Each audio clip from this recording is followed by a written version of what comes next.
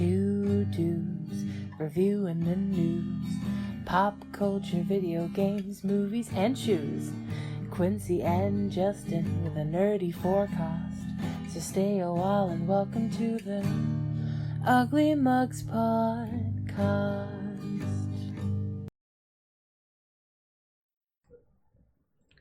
Welcome to UglyMugs Podcast. I'm your host, Quincy. And you're the host, Justin. So we're sorry we're a little late, and we're sorry for the graininess. We're still running into some technical issues that we're trying to fix. But I'm just going to get a new webcam. That's fine. Yeah, basically that's what we're going to do. It's fine.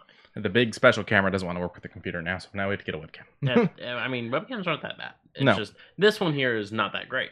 It's just annoying because it was working just fine. It You was. even tested it at home and it worked. Yes, So. I even streamed. All right. So, yeah, he streamed. We'll talk about that in a minute. But go ahead and pull up my coffee. Rip. So today I am drinking Groundwork Certified Organic Signature Blend Bitches Brew. We found it at Sprouts, and we automatically loved the name. It says smoky and creamy blend with notes of dark chocolate and caramel, dark roast whole bean. I didn't get the dark chocolate or caramel. I could smell a little bit of it when a very little bit. Like, it smelled sweet. I can smell the sweetness off of it. So I was like, okay. Now, I will say I tried it black, and it is good black. I would drink it black, but if the dark chocolate and the caramel notes had come through a little bit more, I could see being like, yeah, this is a black coffee for me. But it didn't come through enough for me, or at all for me. Like, I didn't taste that actually there. So I did choose to still put in cream and sugar. And it's good with the cream and sugar. I did French vanilla and I did sugar, regular white sugar. So Okay. It's no Krispy Kreme, but No. it'll certainly do in a pinch. Well, the Krispy Kreme one was crap, wasn't it?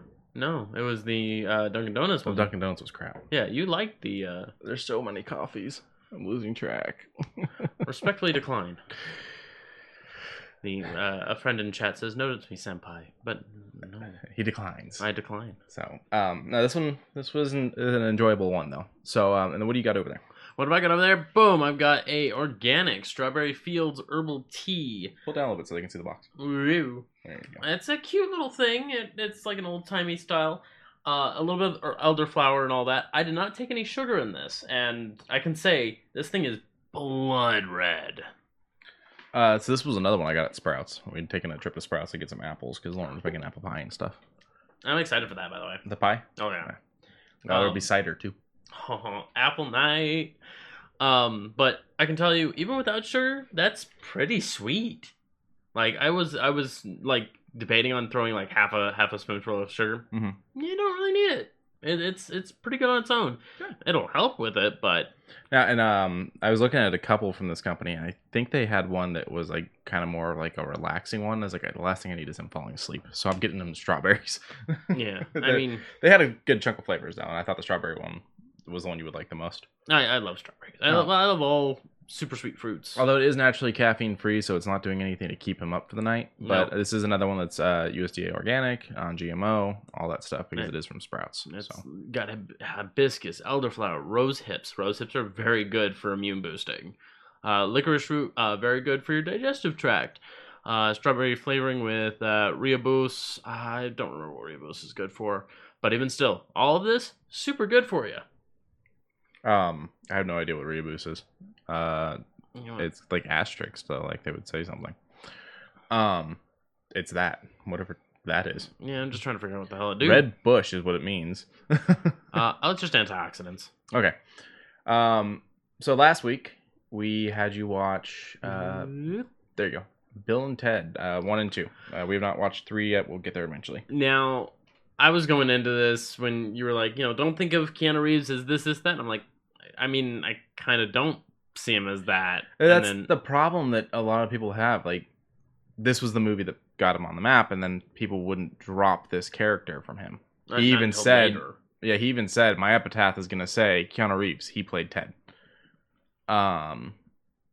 And then now that he's done Matrix and John Wick and all that, I've talked to some people who are like, oh, I can't see him being Ted again. I'm like, he's an actor. He's an He can actor. be whatever he plays. Yeah. So yeah, I have no problem. I have no problem with him going back, especially after you showed me the trailer for 3. for Face the Music. Yeah. And I was like, Okay, they upped their budget for it. They all came together for this conglomerate, and it was literally 20 odd years later. Mhm. And I'm like, that's a good storytelling. It's like we still haven't really put out that one greatest hit. Uh-oh, when do we do this? Yeah. And then that's their actual conflict. So the first one, it was a success. They didn't think anyone was going to see it, but it $40.5 million. Users like it. It got a 90% from Google. They only spent 10,000 on it. It's got an 85, I think, on Rotten Tomatoes. 10,000? Or 10 million, sorry. Yeah, which is it's an overall success. The ratings were 7 out of 10 on IMDb. 81 on Rotten. 81 on Rotten. I thought That's it was pretty 85. good. That's pretty good. And 4 out of 5 on Common Sense Media. 80. That's an 80%. Yeah. It's overall 80%, we'll say. That's just a weird one for me. Like, why is Common Sense Media there? Hey, thanks for the follow. Hey, thank you. Now,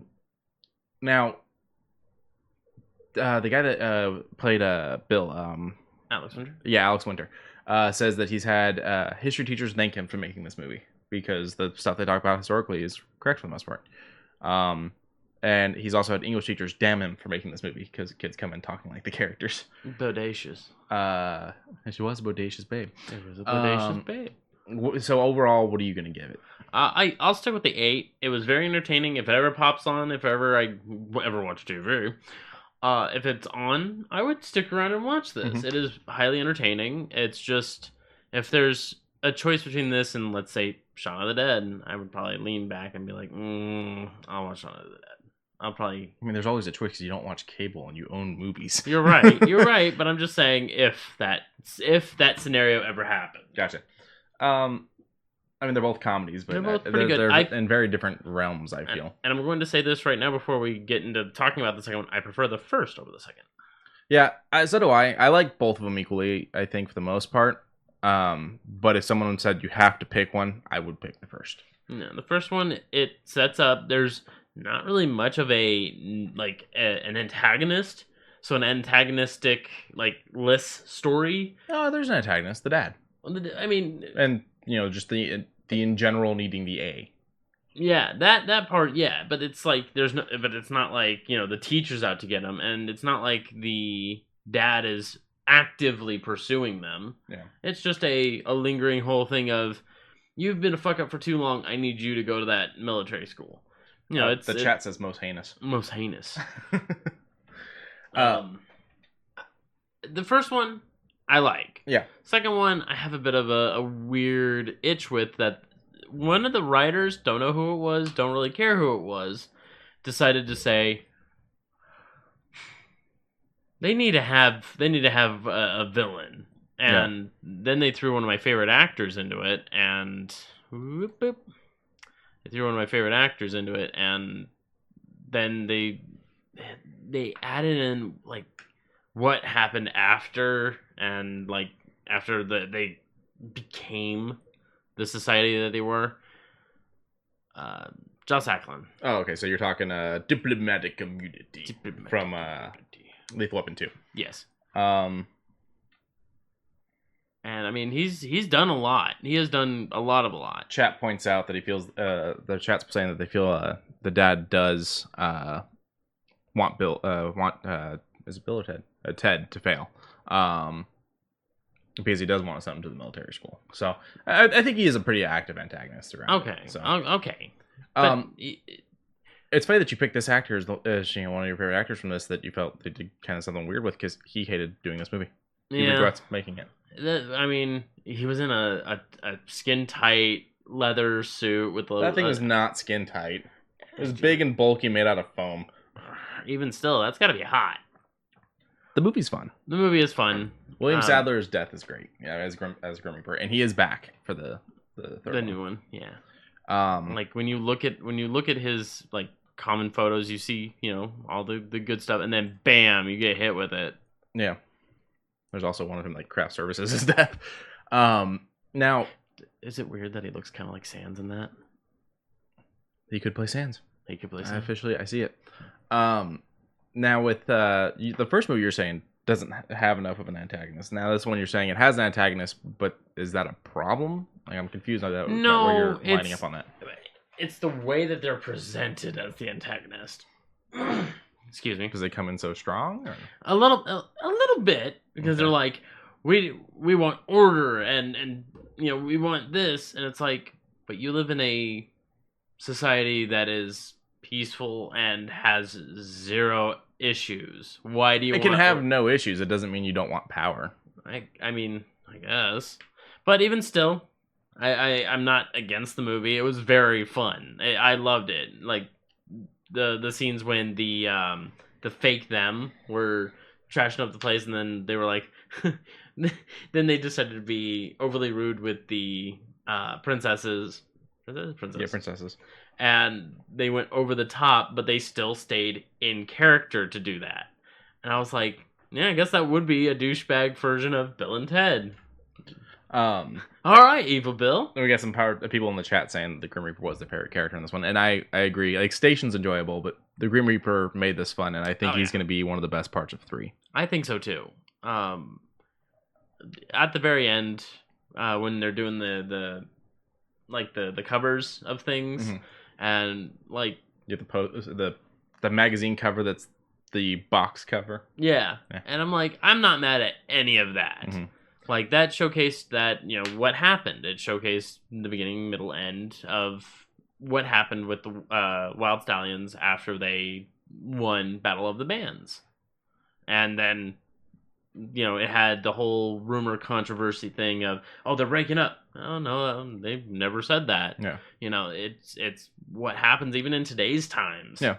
There was some fun little things there at the end. And at first you were taking issue with it because you were like, well, what about with 3 showing them not being successful? But we do see that they do sell out the sold-out stadium in 3. Yeah. So it's just the rest of their timeline's gone funky, which in a world where there's time travel is 100% a possibility. Yeah. I mean, they literally learned how to play their instruments in less than 5 seconds for someone like us. Yeah.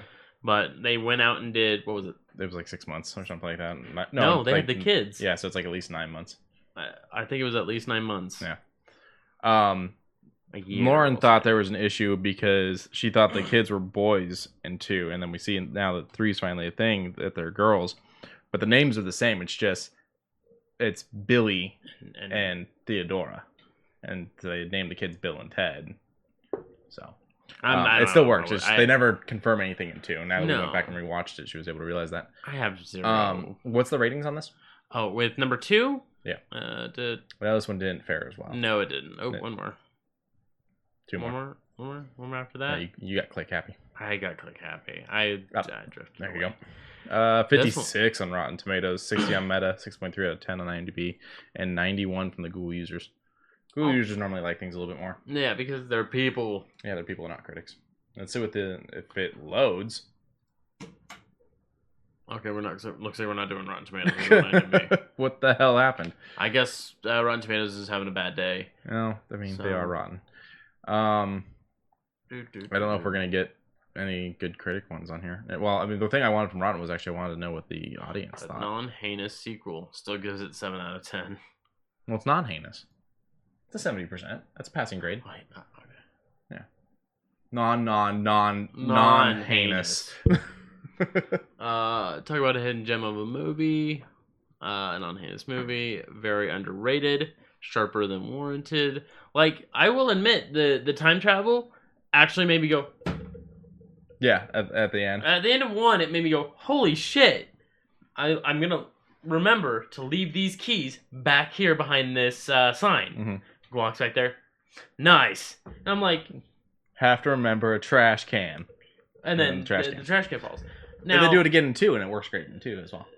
And then it was like, well, the winner is the only one who... Like, I thought it was going to be the same shtick, where I was like, both of these guys are going to be doing this shit, and I was like, something's off. And then it was like, Bill and Ted were smart enough to go, well, the winner's the only one who actually gets to do this. We so gave the Wild you that. Stallions pop gun. Yeah, we gave you all that because we're the winners. Yeah. Duh. And then they did all... I was like, they did what they did in the first one, but better. Yeah.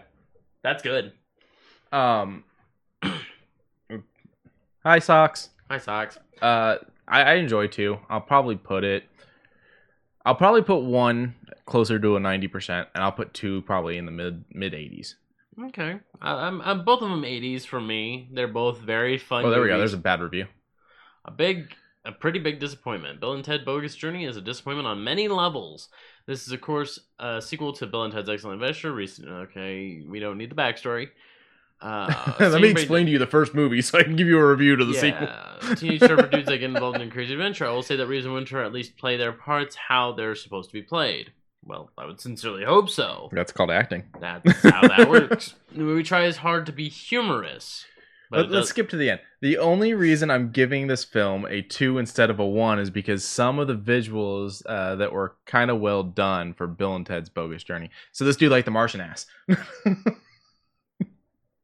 That's the only thing I can come up with. He liked Station. Yeah, he liked Station's ass. That's the only thing I can think of. That's got to be it. I did like a little bit of the traversal scenes when they were going in through the thing. They did well with like the headless scenes, the eye scenes, even like the making it look like the projection was on the eyeball. They had some good effects in this. The false heads themselves, decent, made a quick mention of it. I was like, okay. And I like the terrible 90s made it from anything we can get our hands on robots. Yeah. Those were great. Yeah. And fun fact, that mall that they go to, that's the same parking lot from Back to the Future where the DeLorean takes off for the first time. That's a good one. Yeah. Wait, was this made by Universal? I think I'd asked that too. It begins with an O. What is it? Orion. Thank you. No, wait, is Orion a subsidiary? No, Orion is on their own. They were going to sell out until Bill and Ted worked. We did talk with this. Yes. We talked off mic with it, though, so they don't know. Yes. But it was like my brain stopped halfway through. So he showed me the trailer for Face the Music. And you have to actually click on it there. Oh. Speaking of facing the music, let's avoid. Yep. Okay. Something tells me that's not going to do it, though. So. We don't trust this computer anymore. It's lying to us about things. I love you, Code. But so when we watched it, I was like, both of them, of course, have aged. Mm-hmm. Both of them have their daughters. Mm-hmm. The CG looks much better, of course, because with time and effort and a little bit of budget, you can make things look a little better. Cool. The other major issue, well, I don't want to call it an issue, is that I feel like Winters and Reeves look older than they should. Like, we both know Reeves can go, and he did. I know. I mean, they were kids in the 80s. I mean, they're now adults, or teens in the 80s. Yeah, it's just, and you gotta figure they probably lived a bit of a rock star life for a little bit there. Lots of junk food. Yeah. I think they look good. Another thing is, Alex Winters says in the scene in... Yeah, there you go, Orion. Oh, it's MGM. Is Orion owned by MGM? It just said an MGM thing. Hold on. Yeah, an MGM company. There you go. So it's not Universal. Okay. Good. Alex Winters says one of his favorite acting things is actually in 2 when he's playing the grandma. Oh, okay. He says that's like the role he loves that he got to do. That was pretty good. That whole entire scene was actually like pretty them good. In hell. Yeah, just them having to go through their past experiences and like the weird MC Escher style weird fuck up walls and them having their mess ups, and Winters wearing the aunt's like makeup with the bared teeth. Yeah. Give me making the kissy faces. I think they look good. I thought the change in the time machine was an interesting choice because it's like I felt like the first one was trying to blend in, and this one went fuck it, let them know time travel's a thing. But I guess in a world where 2 happened, people would know time travel was a thing in a sense. And then also phone booths don't exist anymore, man. Well, no, but you make it look like something else. Fair enough. But I mean, even still, police phone boxes aren't a thing. Doctor Who still gets to do his shit. DeLoreans aren't a thing. We're not going to question Marty showing up. Yeah, no, we're not. Well, DeLoreans are kind of a thing, but is that New York? No, this is No, that's Paris, but then there's the Hindenburg there, and then if you let it play, there's a bunch of weird shit coming down. Time is breaking. Time is breaking. Yeah. Actually, I think it was before you let it. Before we paused. You're right. Okay, but even still, I'm excited for this. And there's the phone booth. There's the phone booth that they had to hijack. and then they have to run into themselves in multiple iterations. So, Probably. Yeah, it seems like it. I like that they're still doing air guitar. Yeah. And then this doesn't look great, but it's still a fun visual. Yeah. Because like it's so obvious those are suits. Yeah, excellent, and then heinous and Wild Stallions as well. I think it's gonna be a fun one. We'll add it onto the list soon. I was hoping we were gonna get a theater release here sooner than we did. We've got it in one theater, but they're not doing the big release yet. So I think as far as like new movies for 2020, I think the two that I would want to throw on the list that we can see during hopefully a 1 week span would be this and the new Bond. The new Bond's actually releasing in theaters. I know, so but I'm just saying I'm just saying in that cut for a show. Motherfricker. I also feel like this is gonna be a nice combination of the first two movies because we see that the daughters are going through time travel, and it looks like they're picking up, like, I'm pretty sure that was Mozart and stuff like that. And then they're going to hell to talk to death for whatever reason. So I feel like it's gonna be a nice combination of the two movies. The daughters are doing movie 1 while Bill and Ted are doing movie 2. And then they crossed, and that's how we have movie 3. Okay. And let's hope it is breathtaking. You're breathtaking. Spoilers. Damn you. I don't think anyone even knows what that is. Probably not. Quick, chat. Do you know what that was? You want to close the extra Bill and Ted thing? This week we're going to be watching Spectre, the most recent Bond film, up until the one that releases in November. And we're also going to watch a more comedic version of things and go with the first Naked Gun movie. With Leslie Nielsen. Yeah. It's Naked Gun, and then the second one I think is like Naked Gun 2.5. No, it's like 33 and 1/9 or some shit like that. I want to say it's 2.5. Maybe 33 is the second one. Yes. 33 and 3/3. Something 33 like that. 55 fifths. Yeah, they're crazy. Okay, no, chat doesn't know. Chat had no idea what that was. Good. Yeah, I was right. 2.5. 2.5, and then 33 and 1/3. Okay. The final insults. So yeah, we'll watch the first one tonight. Okay. Where do you want to go from here with news? We got the big one. Yeah, I played a little bit of Fallout 76 with you guys, and I even played some on my own. Yeah, you got to experience some of the new updates. And not experience some of the updates. I'm blaming you. That is my fault. User error. But to be fair, I hit the melee button with a melee weapon. I wasn't expecting a full-blown... He killed Jason Mewes' character in The Wayward. Just putting it out there. That's fine. I'm not going to sugarcoat it. That's fine. For some reason, you felt the need to take out Mewes. Wake him up. Okay. Shing! Talk to him. Who throws a sword at someone to wake them up? I didn't throw a sword. Who throws a shoe? Seriously. Well, see, chat doesn't even like what you did. So he did not experience those missions. He's got to make a new character. Why would I say printer? Why would I say printer? But I from what I played and what I'm gonna continue playing, I already have a build in mind. I have how things are gonna be. I am actually excited to keep going, and I'm excited to hopefully fill out that roadmap because there is something toward the very end that I want. So there's 100 spots, and it's supposed to go for several weeks. I think we're still within I think we just started the second week. Okay. So you have plenty of time, and normally with these they do like bonus days where you make more points and stuff like that. Good. The big thing is going to be reaching level 50 so you can do those daily ops. We haven't even tried them yet. Oh. The chat says builds are difficult in 76. He's kind of right. I mean, my build is basically I can eat and drink without gaining radiation or disease. So I'm already halfway there. I'm going to be honest, you're wasting perk card slots. Am I? Yeah, because first of all, there's a perk that will make it to where radiation heals you. It's a ghoul perk. I haven't had that. Also, you get disease cure constantly. There's probably worse ways to wake up, to be honest. You constantly come across disease cures and antibiotics, and you can make them. I can make them, so I can give them to you. I guess. So you don't really need to worry about the diseases all that much. And for the most part, they're kind of just annoying and not too game breaky. Like they don't too often fuck with your character once you start to get strong.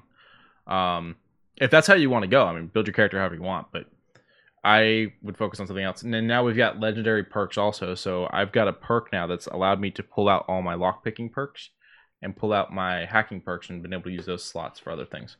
That sounds like a better idea. There is a cap on how many points you can get in special also. Yeah. Oh, is there? Mm-hmm. You hit it around level 50-ish.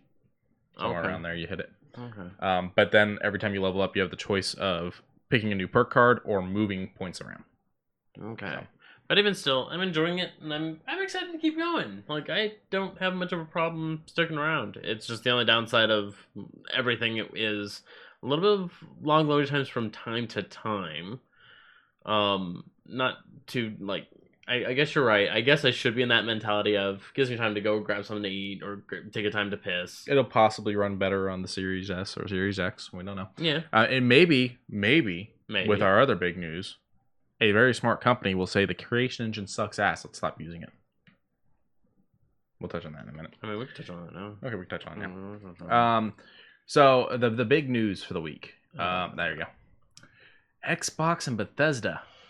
Now, a lot of people are saying they bought Bethesda, which is not exactly true. I mean, if you're spending $7.5 billion, as I said, you're gonna be buying something. They bought something. They bought something. It's ZeniMax, which is technically Bethesda. Yeah, they have entered into an agreement to acquire ZeniMax Media for $7.5 billion, which is the parent company of Bethesda Softworks, which is running about 2,300 employees. They did announce that they are keeping Todd Howard, which I know you don't like. I don't mind him. You're not a fan. I'm not a fan. There are just other people I would rather talk to in the gaming industry than him. And then they're also keeping Pete Hines on. No, who I like. I like him too. Pete Hines is fun. Pete Hines comes out in a fucking regular ass t-shirt and an overshirt and just goes, "Yo, what up? I'm just here to promote two things." Yeah. Cool. Got it. Cool. I'm glad you guys like our stuff. Bye. So under them, also fuck Nazis. Yeah, fuck Nazis. Under this agreement, they own. They will, I guess, own technically, because it's weird that they purchased ZeniMax and therefore are in an agreement with Bethesda. It's a weird thing. It's a partnership. It's a partnership. So they'll have Bethesda Softworks, Bethesda Game Studios, ID Software, ZeniMax Online Studios, Arcane, Machine Games, I don't know that one. Tango Gameworks, Alpha Dog, and Roundhouse Studios. So Arcane did Dishonored. Okay. Roundhouse did the newest Wolfenstein, if I'm not mistaken. Okay. So, I mean, you've got a lot of really good, strong stuff. I don't know who did Prey. I want to say Arcane helped out with Prey, but I'm not 100%. You're seeing their top dogs right there. I mean, with Elder Scrolls, Fallout, Wolfenstein, Doom, Dishonored, Starfield. Prey. The one thing that's not on here, and the one thing we haven't seen a game for in a while, is Quake. So that might be interesting. I don't want to talk to you anymore. I would love Quake right now. Don't. Yeah, I'm just saying, there's room for it. 2,300 employees who now have the power of Microsoft. Yeah, I would love to have a Quake update. Like if I can get Quake 1 on console just to see how it would play out, I would spend $10 on that. Quake 2, yeah, sure. Quake 3, no. I'm not a big fan of 3. 4 I liked. Well, 3 is the online variant. I'm curious about the chat. Socks, what do you mean maybe because it's a new console to bring Skyrim Special Edition out on? Todd Howard is the one who keeps bumping out and going, "Hey, guess what? Our game, that one that I keep promoting, yeah, it's going to be out on another thing and another thing." Yeah, but I don't think that they would spend $7.5 billion to put a game on a new console when they could just put a game on a new console. They're going to probably do that. Well, they're probably going to do that too. We both know Skyrim's going to roll over. I 100% know it's going to roll over. I'm just waiting for it to hit Game Pass because I refuse to buy the new version of it when I already own the 360 version, which is not backwards compatible because of Todd Howard. That's one thing I will say about him is that his Skyrim obsession is fucking stupid. Todd Coward. Get back here, coward. The other things with this comes the fact that they announced that Doom Eternal will hit console Game Pass October 1st. So we get to play the new Doom game, all of us Game Pass lovers. It will hit the PC version of Game Pass within the year, within 2020. They just don't have a lockdown date for that yet. I don't care. And earlier on, Dishonored 2 was leaving Game Pass. Now it's been taken off of the leaving soon section and is just sitting there on Game Pass. I like Dishonored 2. I recommend that. It is a very fun game. I liked a couple hours and I enjoyed it. Yeah, it's... Now here's the big thing people are hinting at. Okay. This upped Microsoft to owning 15 companies, roughly. Mm-hmm. One of those companies is Obsidian. That is correct. The company that recently did the Outer Worlds. That's correct. But it's also famous for having the people that created the original Fallout games. And and the company that worked on Fallout New Vegas. That is correct. How strange how you now own both of the companies that shook hands that made New Vegas. I wonder what that could mean. So a lot of people are hoping for a New Vegas 2. Quincy. That's far-fetched. Obsidian even made a tweet with a little guy going.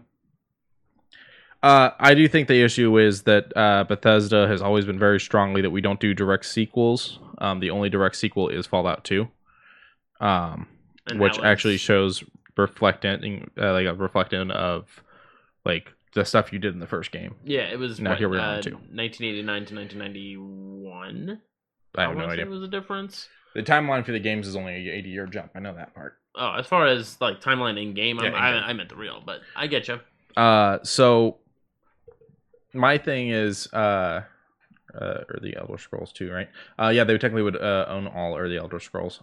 Or if you're asking who owned Elder Scrolls before Bethesda, I'm not sure. It was straight up Bethesda. It was Bethesda Softworks. No, Bethesda Softworks owned. Then it was ZeniMax bought Bethesda, and that's how it all happened. Yes. Okay. But Bethesda was the backers. When I launched Oblivion and Skyrim, well, early Skyrim. See, chat's saying Obsidian owned, because I remember Bethesda being the company for Morrowind. They were the ones. And when you launched Oblivion as well, it bumped out with the. Okay, well, what's before Oblivion? What was before Oblivion? Morrowind. Okay, what was before Morrowind? I didn't play the early Skyrim Daggerfall. games. Daggerfall was Obsidian. Okay, so that's what I'm saying. The Elder Scrolls were owned by a company before Bethesda. I'm double checking though. Oh, nope. Bethesda. Okay, what's the first game? Let's just do it that way. The first one, I think it's Arena. Because I always thought Bethesda bought. Well, Bethesda's had Elder Scrolls the whole time. Are you sure that's the first game? I believe Arena is the first. Hold on, let's just do games. Because that's what I'm confused on. Yep, Arena was the first, and then Daggerfall. Okay, so it's always been a Bethesda thing. What was I talking about before that? I was talking about Fallout. Yeah. So everyone's talking New Vegas sequel. I don't think they're gonna do a sequel. They might do another game in that area, do another game in that same style, let the Obsidian people work on it. Have it be a year after the Courier handles their business, and you're up in like Washington. The problem is, I mean, you can set it at any time. It can be before the Courier, after the Courier, if you're putting it in a different place. You're right. Putting it in the same place.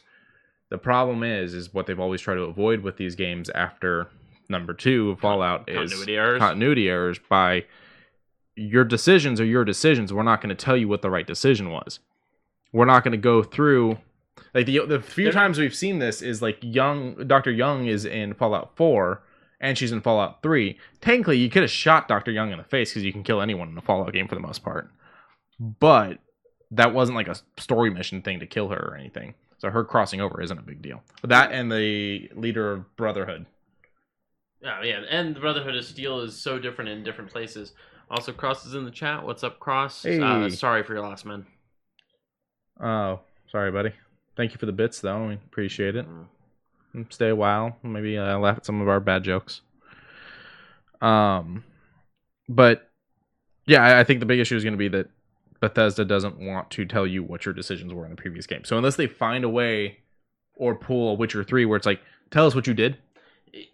Similar to on the big marks. What was it? Batman Season 1, 2, Telltale. Yeah, but the Telltale games always did that, and they can actually read from the previous game. Yeah, that's right. With The Witcher, the Witcher 3 couldn't read from The Witcher 2, so you had to just tell them. And there's a whole scene when you're like in the bath and whatnot. Oh. And you tell them your choices from Witcher 2.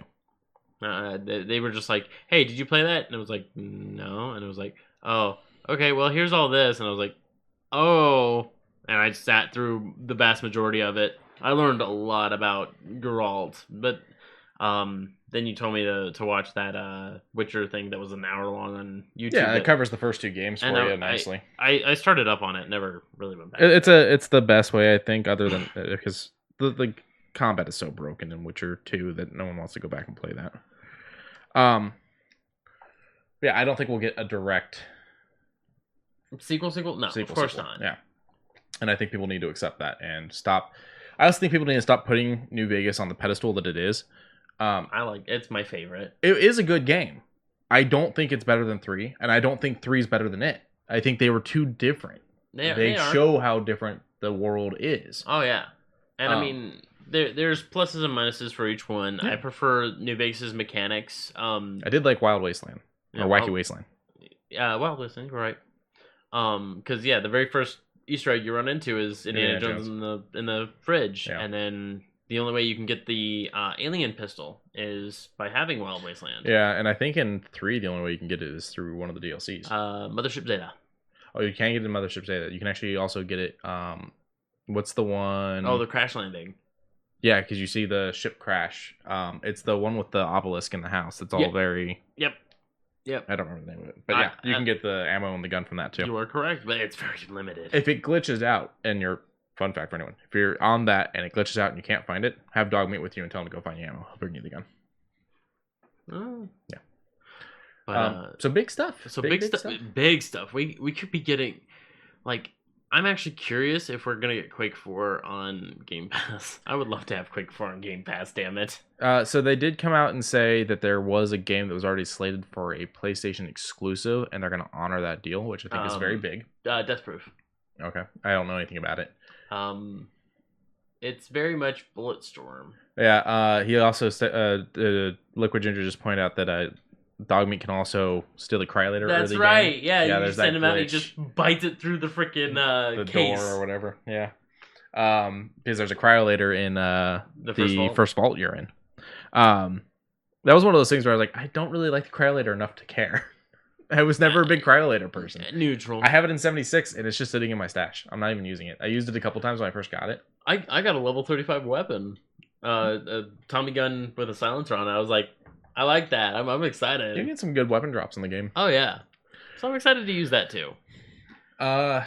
Amazon did their a trophy case Amazon did their I'm not going to say the word in case anyone's near one. They did their conference, and it's named after a trigger word. a very active word that if you say it, it might go ba-doom. Yeah, and then she'll start controlling all the devices in your house. In this, one of the things they announced was Luna, which is basically Google Stadia. It's Google Stadia, but better. The reason why I say I'm not going to say better. No, the reason why I'm going to say better is because I have tried out a streaming service, and it wasn't so bad. Now it's no PlayStation Now where you throw it on a thing and PlayStation Now still sucks. You're right, but what I'm saying is when I tried Shadow through Steam, it worked fine. I played Rocket League. I remember even showing you here that I played Rocket League. But what does that have to do with Luna being better than Stadia? I'm saying that this type of gaming can do well. It's just you need to find the right market. And it's basically people who don't want to commit to the libraries, et cetera, downloading, et cetera.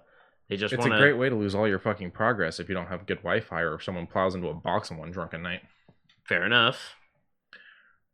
The other thing, however, is $6 a month. No, that's not how it works. This is rather misleading. So it's. They did an interview with Miriam Daniel, Amazon's president of the Trigger Word and Echo devices. They said that... actually, sorry. That is for my next part. My bad. Too much Amazon news today. Back to the Luna thing. That wasn't part of that interview. That was a different interview. Okay. They're going to do channels like they do on Prime. So it's going to be plug-in subscriptions. The first one that is going to launch is Luna Plus, which is $5.99 a month, unlimited hours of play, growing library of games, up to 180p at 60 frames per second, 4K coming soon. That is if your Wi-Fi can handle it. And that is if you have a TV that can even go 4K. I mean, all TVs can do the 1080. That's not a problem. The 4K, though, is a little different. Stream on 2 devices at a time. Play on Mac, PC, Fire TV, and web apps for iPhone and iPad because Apple's weird about that shit. Now, the thing is, is they're showing this massive library, and they're starting out with like you're gonna have things like Control and Resident Evil 7, which is great, but Resident Evil 7's also going on practically all the streaming platforms. It just hit Game Pass the other day. It's becoming available everywhere, so that's not really the anchor that it was before. You're right. And see, even look what you're just talking, the fact that he lost Uncharted save data many times from the Wi-Fi going out. You're right. But then again, you have games that are unreleased. Yes, but that will not be. Image is misleading. That's going to be on the Ubisoft one. You're right. The Ubisoft one is tracking to most likely be at least $15 a month. Oh. Because they already have a Ubisoft subscription service that was introduced last year called Uplay Plus, and we can expect it to roughly be the same. Now that's the Control. It's very Xbox. It actually looks very, very similar to the Switch's Pro controller. Mm-hmm.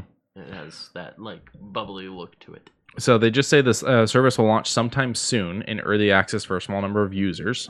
Just 2 channels. The first channel will be the Amazon brand called Luna Plus. And they're saying dozens of games in their official release before doing this one, which is $5.99 a month. And they're showing Resident Evil 7 and Control, but they have not confirmed that those are titles. No, I wouldn't have thrown them up then.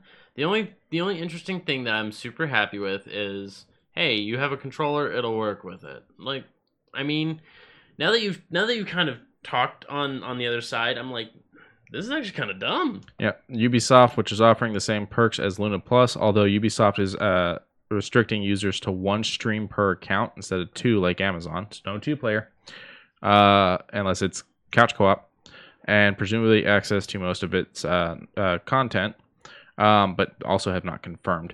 Now, the one thing I thought that I did see is they're considering the fact that the images there for 7 and for Control, that those are confirmed, but those could be for an unannounced channel. We don't know, because they're also showing Valhalla, which isn't for the Luna channel. That's going to be for the Ubisoft channel. It's going to be for the... yeah, why would you want to ruin your own business? This is... Oh, you're right.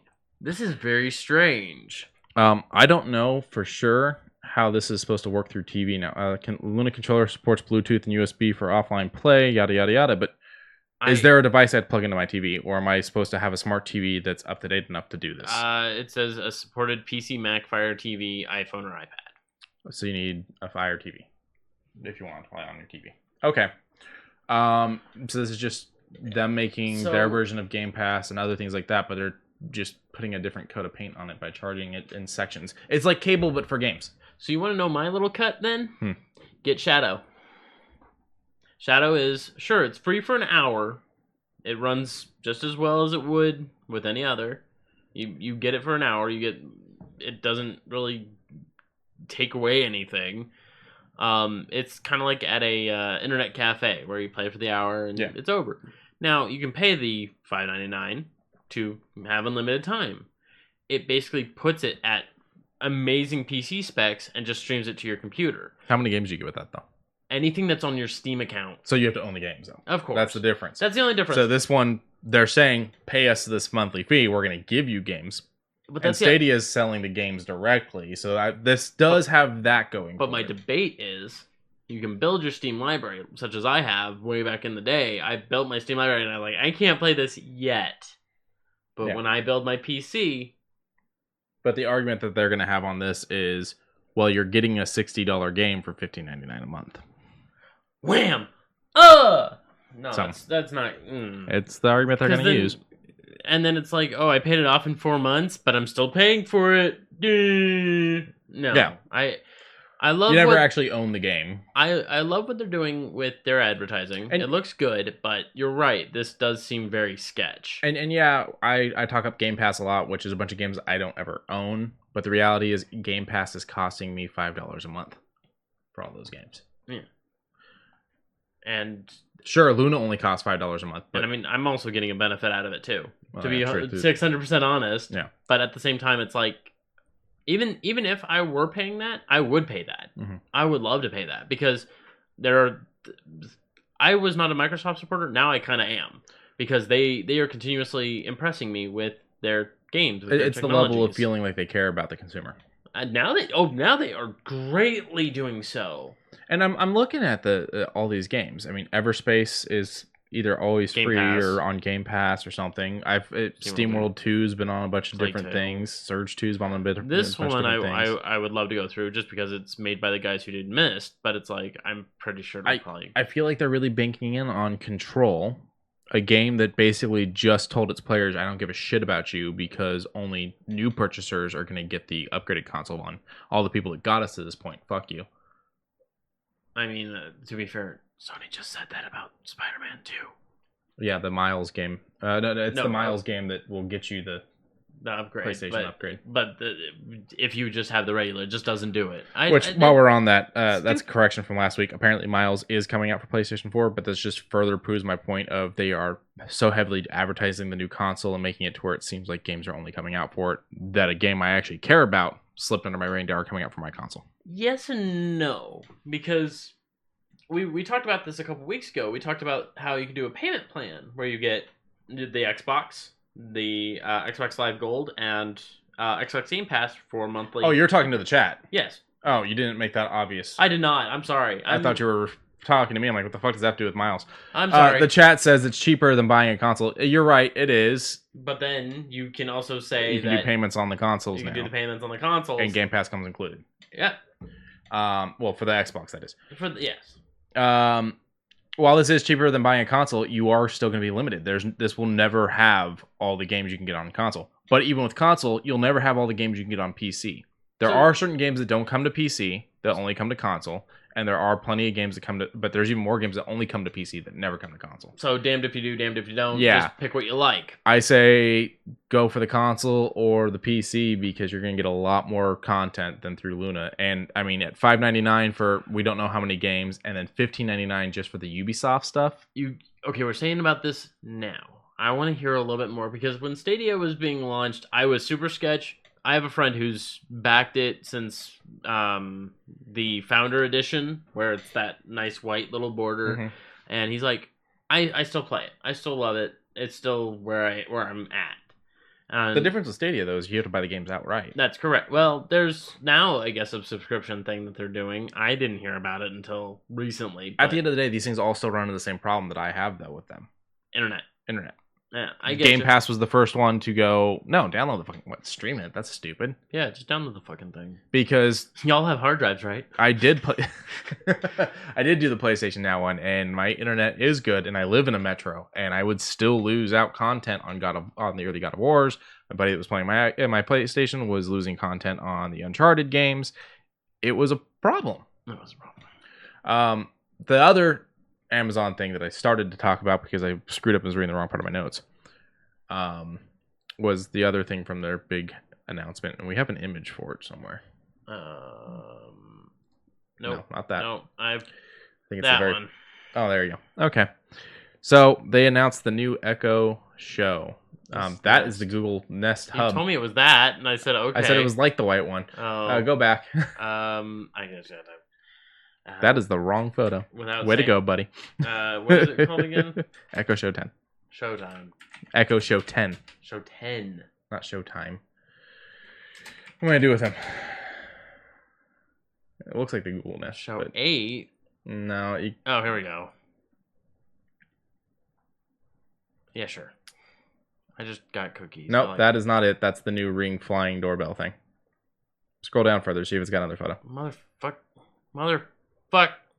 There you go. There I go. I didn't know it came in black.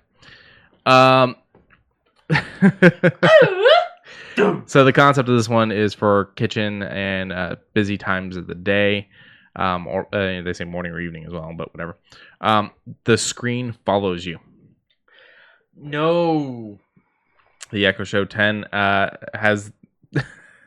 I don't need a robot having the acknowledgement of where I am in my house to be like, he's in the kitchen. It follows you as you prepare your meals and such by saying the trigger word, which I don't want to say. Yes. You say her name, and that's when it activates. It uses echo censoring to listen to you saying it and computer vision technology to then find you. However, to determine where you are and in the room to swivel itself around to your face, it combines these in a process that doesn't actually map your facial features. It doesn't care who's talking to you. It's not going to address you directly. it's all done locally on the device as well. So it'll basically represent shapes and edges and general coloring. And then when the image is immediately discarded once it's found you. Unlike Google's Hub, the thing you had before, the Nest Hub Max, which has the ability to specifically identify a person, which is a little creepy. I mean, it's facial patterns. It's really easy. Skynet, I mean, yeah, this is how we get Skynet, says Liquid Ginger. I mean, I wouldn't mind Skynet if it had the inhibitor. The world's gonna end eventually. Yeah. Screw it. Might as well get the Terminator. Let's go. Let's get time travel. So, Connor. Yes. So, Connor. I like this idea. It's not bad. It's just I would find it very foreign for the first little bit. I don't think it's necessary. Just put your damn Echo in a spot where you can see it. What the fuck is that? It's Echo Dot, the new Echo Dot. That looks ugly and stupid. Back to what I was saying about this thing. Thanks. You're welcome. I lost power. No, there we go. Back to what I was saying about the show 10 though. So it doesn't store the information, like I said. It discards it immediately, and it does not do facial recognition like the Google Nest, which is just not needed. It does have a new 13 megapixel camera though for when you're doing video chats. So it's got a stronger camera than the previous versions of itself. Good. And I actually, you know what? I don't mind that. It's very simplistic in its design. I mean, but the one that you have downstairs, I have an Echo Show downstairs. Yes. The screen is very helpful, and that one does a lot more. I mean, if you're only looking for a fucking speaker to play your music, then just get a Bluetooth speaker and hook up your phone. Well, to be fair, my mother also uses it for grocery lists. Well, yeah, the grocery list part is nice. And I do have the regular Echo upstairs. You use the grocery list. I do use the grocery list. Motherfucker. But I'm saying, you can do all that without spending $50 on a big ball. Right. Looks very throwable for when it knows too much. He's very paranoid. You haven't added anything. Fuck that shit. There was they did this whole Amazon event. I don't want to call it by its name. Because it's her name. Why the fuck would you do that? It makes me wonder how many people had this going on their TVs and they're like... Oh, I hate when Lauren watches TikTok or YouTube videos because... They'll say it? Yeah, and it just triggers it all the fucking time. Because she's sitting 2 feet from the fucking thing as her phone's yelling its name. Drives me insane. Okay, you want to hit some of your news stories? I've been talking for a while. Yeah, let me hit one of mine. I bought something. I don't know if anyone can see that from Probably not with this camera. Actually, no, it's actually coming out pretty good. It's actually pretty good. But it is the biggest campaign book for Dungeons & Dragons 5e right now, and I am in love with it. 388 pages of pure Icelandic-style terror. It has this... I just like that it has an owl on the front. Yeah, Orel of the North. I said what I wanted to say. It has an owl on the front. I said what I wanted to say. That's fine. It comes in a nice soft blue. I have 0 issues so far. It is Icewind Dale.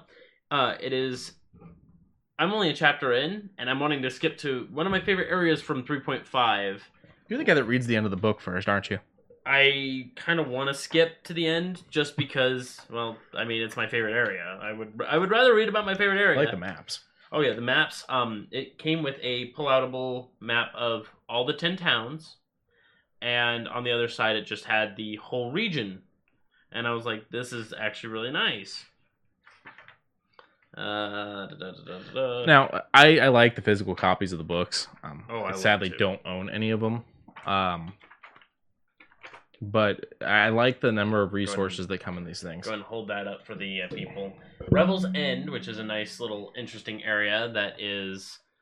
God, it is so nice. It comes in a soft blue, and anything that is written on a soft blue just immediately just pops. It doesn't even matter what's on it. I'm not a very good Vanna, I'm sorry. That's fine. And then the other thing is the Sunblight, which I would have to go digging through, and I'm not going to do that right now. I should have probably hotbarred them. How's the spine on it seem? Because the thing I've always heard about most Wizard of the Coast books is the spines go out quick. Oh, I've got 7 of them. None of them have a real issue. Okay. Like, because that's been the one thing I've heard is people are like, the books are great, but I normally have to I'm respine going it. pro mode right now. I'm holding maybe about 10 pages. Yeah, don't do that. That's making me uncomfortable. Yeah, I don't like that. That's fine. In It's short, not fine. Don't do that. It is fine. That was terrifying.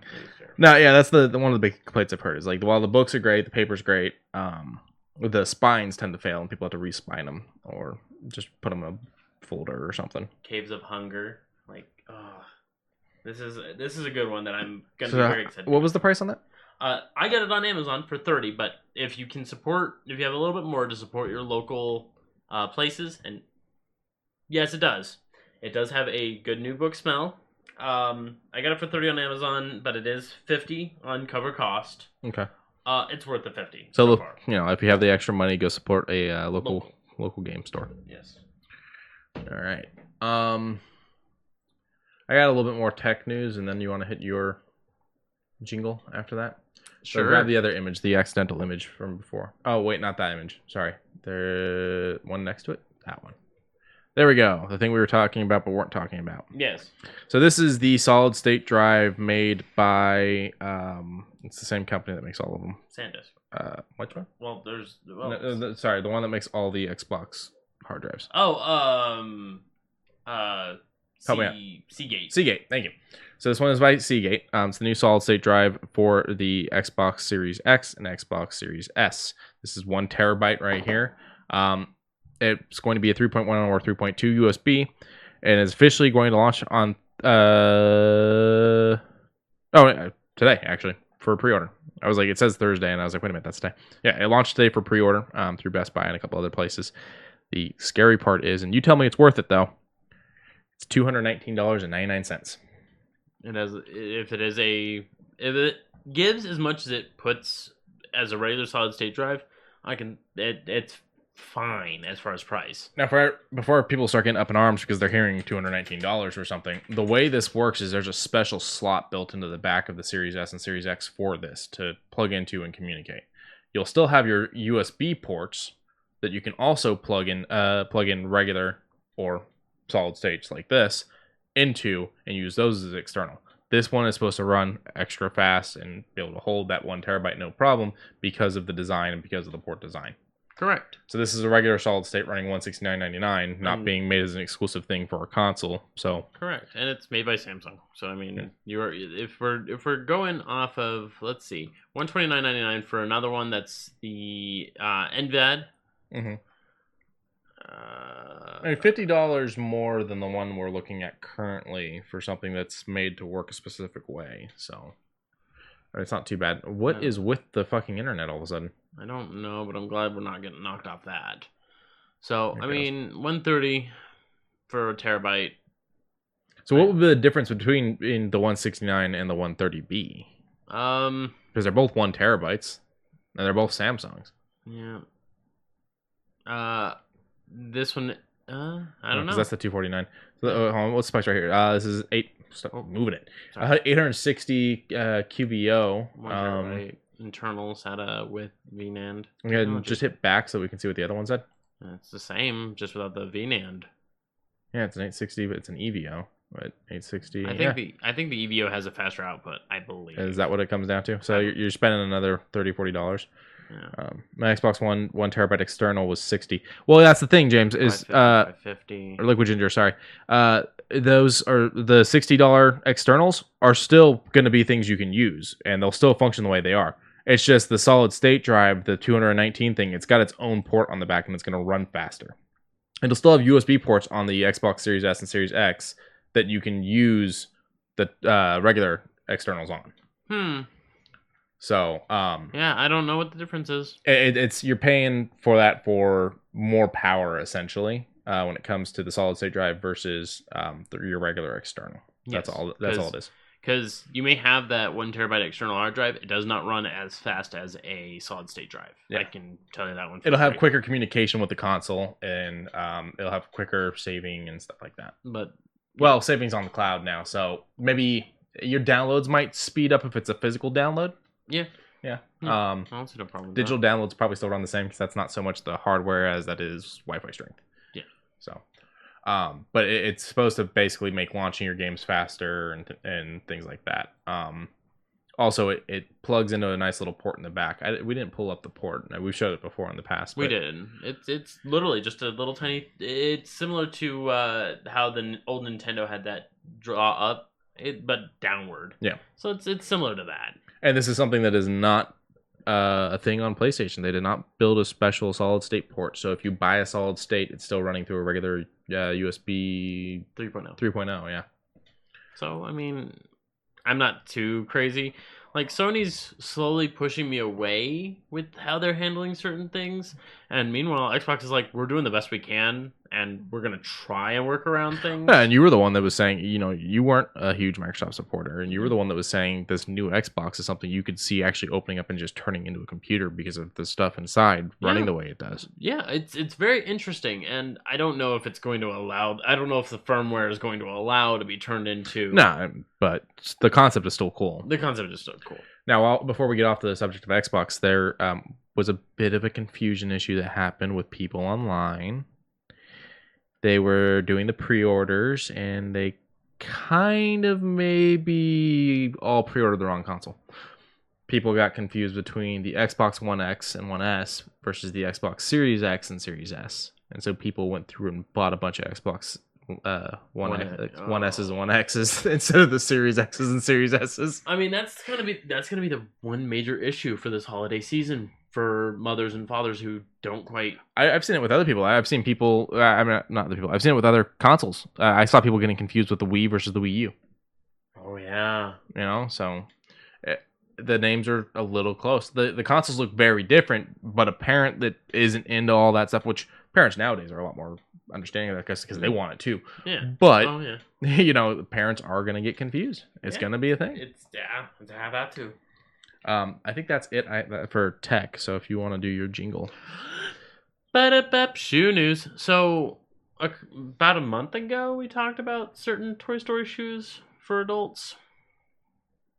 Yeah, about a month. About a month ago? Maybe a month and a half. Maybe a month and a half. But good news, we got the children's branding, and they all look pretty interesting. Adidas brings us these. I like the Pizza Planet. I like the Pizza Planet. I like all of these actually. None of these look too out of the realm of wearing. Yeah. If I was a kid. When I first saw the advertisement for these, it was on Twitter, and the advertisement said, "Don't worry, there's no snakes in these boots." And I immediately was like, "You stole my pun." I'm like, you ruined what I was going to do. Yeah, face off. But no, they represent several characters here. Pizza Port just in general, but it's got the aliens on the inside, which is nice. You got Woody, you got Buzz with the aliens on the inside as well. You got Rex, you got Bo Peep or Ham. I'm gonna go see if I can find it. Good point. Is that Bo Peep or is that Ham? Woody. It's probably Bo Peep. Ham. Oh, it's Ham. Okay.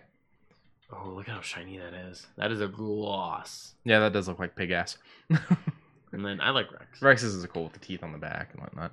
So now, I mean, do you consider that these are all boy shoes technically then, with Ham not being Bo Peep? I mean, kids can wear whatever. It doesn't actually matter. A girl can like Woody, but the sizing is going to be different. Neutral. Because my mom wears men's shoes. She wears men's, I think 8.5. Well, I'm talking sizing issues. Oh, yeah. I don't. With adult shoes, it says men's sizing and women's sizing on the inside of the shoe. So you can buy men's shoes if you're a woman, and if you're a man, you can buy women's shoes. Oh, they tell you the sizing differences. But I'm wondering I haven't bought kids' shoes since I was a kid, so I'm not sure how that works. I don't know. All I know is I don't foresee them having this be just a boy release. I can foresee this. Boy shoes, girl shoes, they are the child's shoe. LOL. I'm talking size. That's my issue. I'm not saying like a boy can't wear pink or a girl can't wear Woody. That came out wrong. I'm saying the sizing is the issue here. Also, the chat is drooling over the concept of ham. Ham. We need to go into a full Homer. Just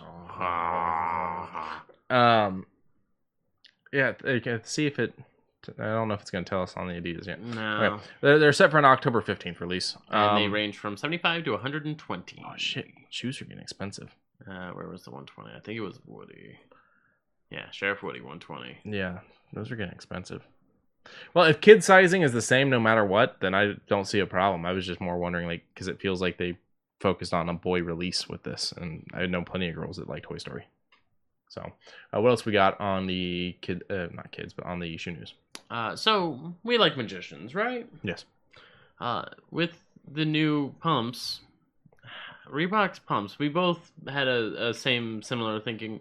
We don't really like the pumps. The pump, I've never liked the way it looks, and I'm also realizing now that I'm looking at this photo bigger, this has the same problem that the Minion pump has, but it's not plastic this time. It's like a felty.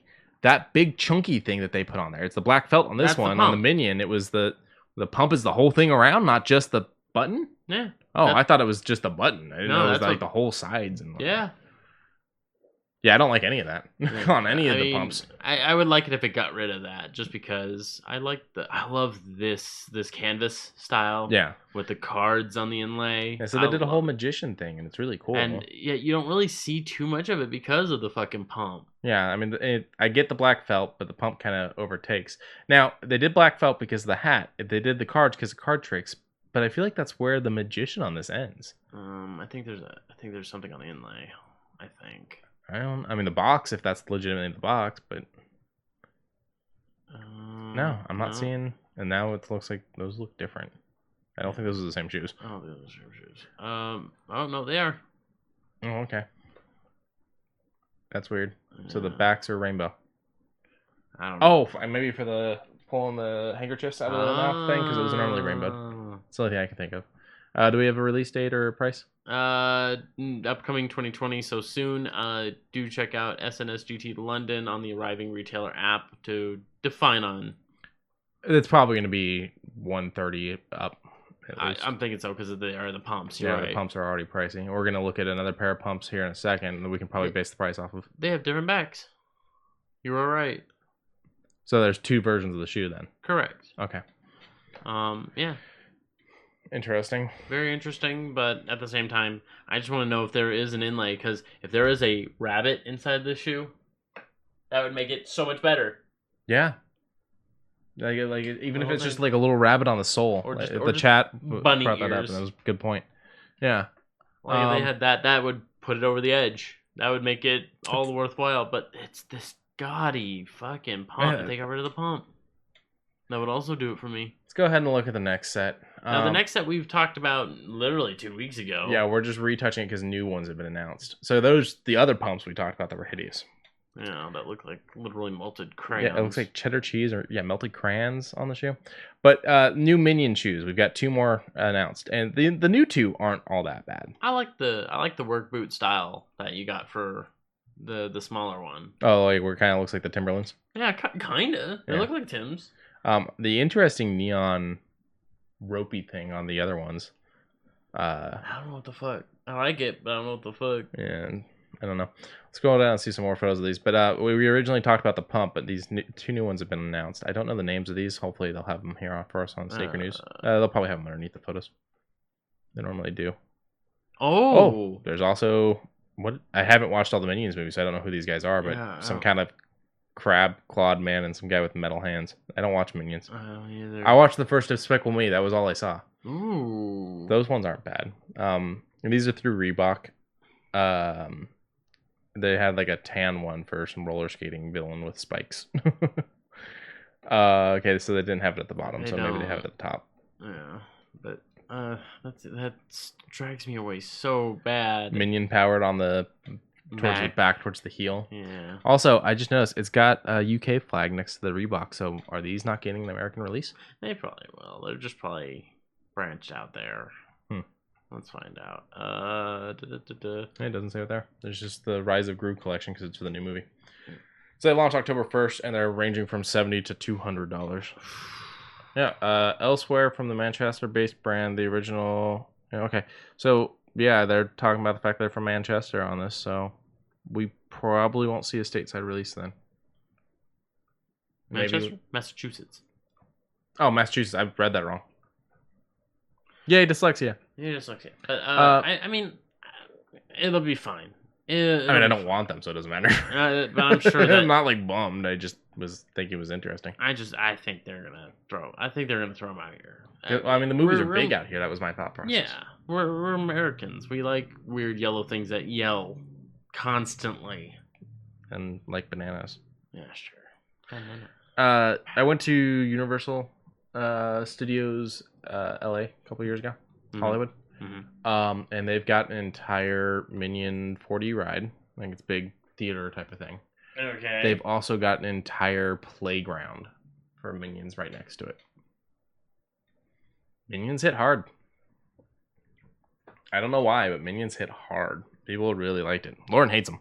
I don't particularly go out and look for them. I think maybe the issue is we're not kids and we don't have kids. Maybe that's the disconnect. They're little tiny pills with eyes. Pretty much. What do you want to hit next? Let's hit this. So, something that is rather interesting. SNK has teamed up with MVSX to make an arcade machine. Can we talk about what those are? Because to some people out there, not me at all, may not know what SNK or MVSX are.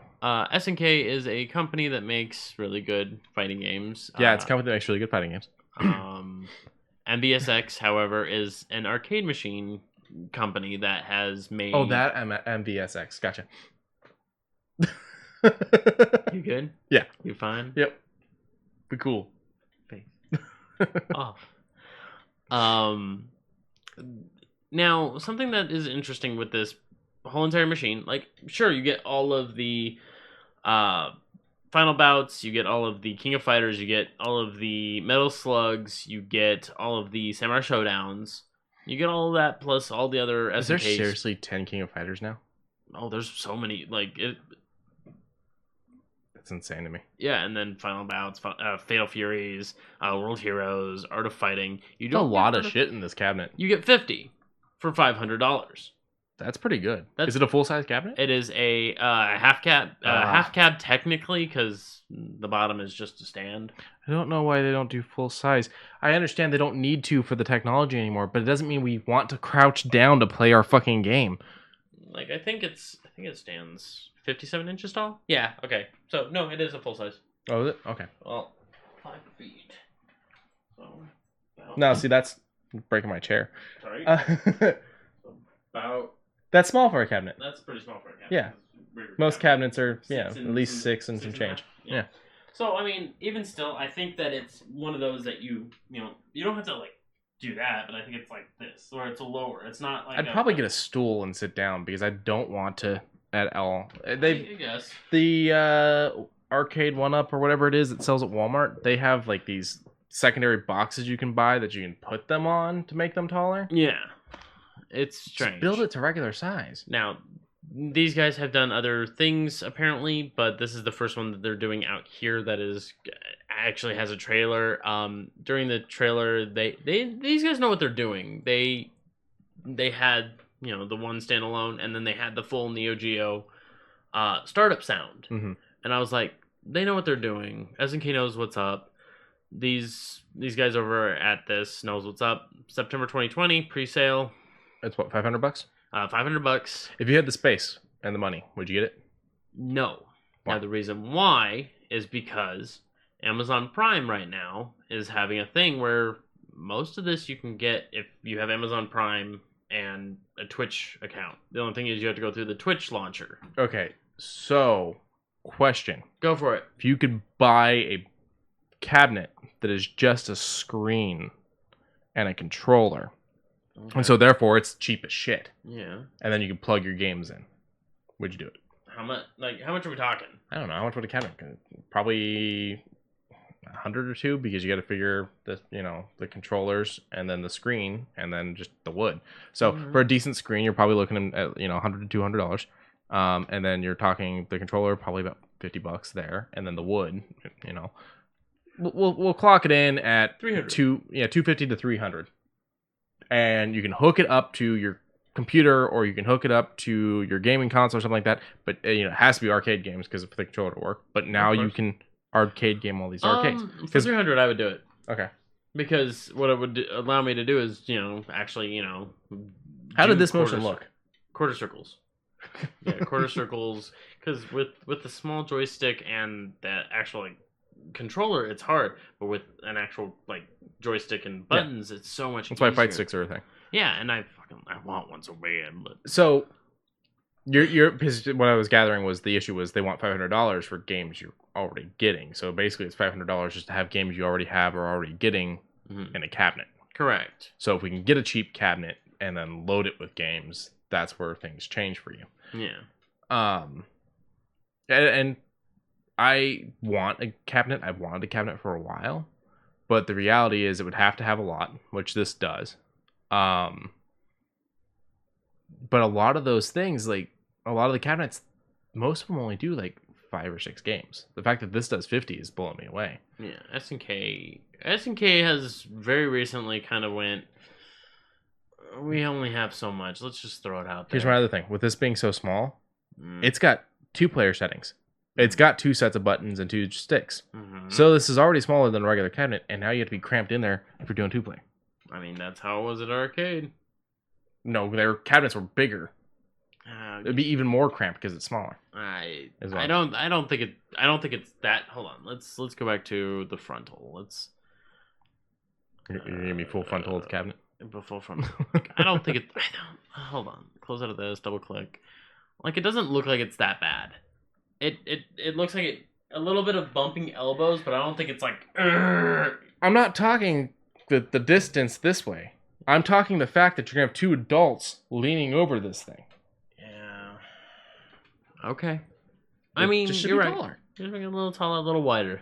Because they don't need the storage space inside anymore. They decided we can make the cabinet smaller, and it's that's not what I want for a cabinet. That's not what I want. It's like when I was trying to buy a pool table a while back, and I ended up changing my mind on it. But when I was looking at pool tables, the biggest problem I was having is no company wants to sell you a league-sized pool table. They all want to sell you pool tables that are smaller. I'm like, no, I want a league-sized pool table because I want a real pool table. Yeah. I don't understand this. Make it smaller now that, because either A, it's going in your house, or B, because we don't need to make it as big as it used to. But you're going off of nostalgia here. Yeah. Or you're going off of a love for sport when it comes to the pool table. Yeah. And what's the point of playing on a undersized pool table? I don't get it. I don't either. I mean, I do, because some people will go that distance to get that little bit more of nostalgia out of the way, Mm-hmm. So, $500 you're saying no. $300 for something you could plug in games you're down for. Yes. Is there games they could put in this thing that would change your mind? SNK already pretty much threw. No, I'm not saying SNK. Well, into a cabinet, yeah. And any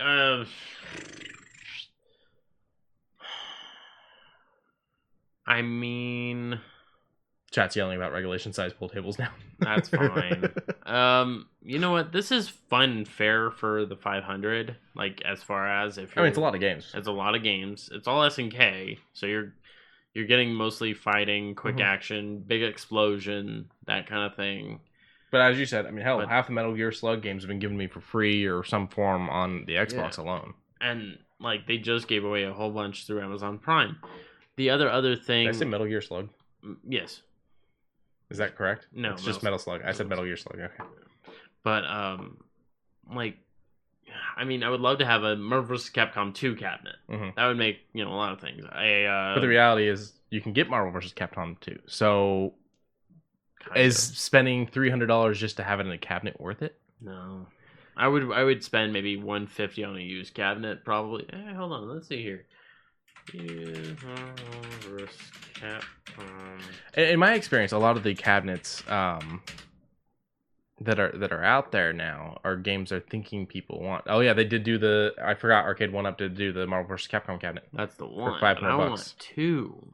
No, that's got several Capcom games in it. Does it have Marvel Capcom 2? If you can get a front view, you'll be able to see. Because we actually covered this. Yeah, we did, but no, it's just Marvel Capcom 1, Street Fighter, that. No, it does not. Yeah, okay. Also, they called it the War Gems because they couldn't call it Infinity Stones. Why can't they call it Infinity Stones? It's owned by Marvel. Huh? Why wouldn't they be able to call it Infinity Stones? I just said they didn't. Are you sure that the game wasn't originally called War Gems? I find it funny. I do like that it has it came with a stool also, or not came with, but you can get a stool. Yeah, see, look, they're like $2,000 for those old style cabinets. I don't see he's paying that much for an old game. Yeah. $325, but it's the insert. Yeah, that's the board. Yeah, it's just the board. So, build a cabinet, build the technology to read old boards, then buy old boards. Or just put in, no, just buy the two things. Pretty good LCD screen. Get yourself a Raspberry Pi. Get yourself an SD card that has MAME on it. Pop it in there. Run it. Okay, so how about some kind of emulation system? That's the Raspberry Pi. Okay, I thought you actually meant a Raspberry Pi. I full on thought you were talking about holding a slice of pie while playing the arcade game. With that is. I'm not even lying. I've always wanted the old Empire game, Empire Strikes Back game. Oh yeah, the one with the joystick. Yeah, you went through pretty much the entire. No. This one you went through the whole movie. So like you did the part of tying up the legs on the AT-ATs, and then you battled through the tunnels on Hoth, and like you basically played Empire Strikes Back, but it was in cabinet form. I've seen people have it to where you can do an emulator and play it on PC and stuff like that. But if I could boot that into a cabinet, that would be amazing. So this is a Raspberry Pi. This is Raspberry Pi. It has everything you need to get started. It doesn't have any quick case, but it does come with a 32 gigabyte. So then you just load micro. those up with these old games on them, and then you can play them essentially. Yep. Okay. The only downside is this is how much internalized RAM. It doesn't matter how much you're gonna get if you're just gonna be playing fucking. Yeah, I mean, the only point to this would be to play old arcade games. You know, like you wouldn't be. I'm not gonna go and play Skyrim on a fucking arcade cabinet, no matter how bad Todd Howard wants me to. It's not happening. Y'all have tokens, right? You know, I still have some Namco tokens and some Chuck E. Cheese tokens in this house somewhere. I've got a couple. But then again, for 125 compared to the 85, I would spend the extra $40 to get that extra push power. Skyrim lover 282 in the chat here talks about that he would, because he is the person that went through and bought Skyrim on the different platforms. If he had the Samsung fridge, he'd probably play it on it. He knows he would too. I think we're done with the arcade cabinet. We can move on. But one last little tidbit about Raspberry Pi. It's not just like you don't simply need to do MAME on it. You can load up, if you own the cartridges, technically you can take it from an archive site and emulate those. It is legal to do that. It is basically the reason why emulation sites still exist is for archive purposes. So in case you say, I have, let's say, an old NES version of Zelda, but it's burnt. It doesn't work well. I own it, but I want to play it. So that's why emulation sites still exist for archive purposes. So you can continue to play or continue to learn about such. Mm-hmm. Now, whether or not people will take that into context and say, "Oh, so you're telling me I can load it on this?" I'm not saying you can't. I mean, there's landfills filled with old arcade cabinets. Just go dig one up, and then legally, you now own that arcade cabinet, and you can legally use the emulation site. Yeah. So. I mean, sure. Technically, I'm not wrong. You're not wrong. It's just you go the weird way around. Hey, if they can make a movie about digging up the damn ET game that killed Atari, then we can. Good documentary, actually. Terrible game. I don't think it killed Atari. I mean, it killed the console, yes, but I don't think it killed the.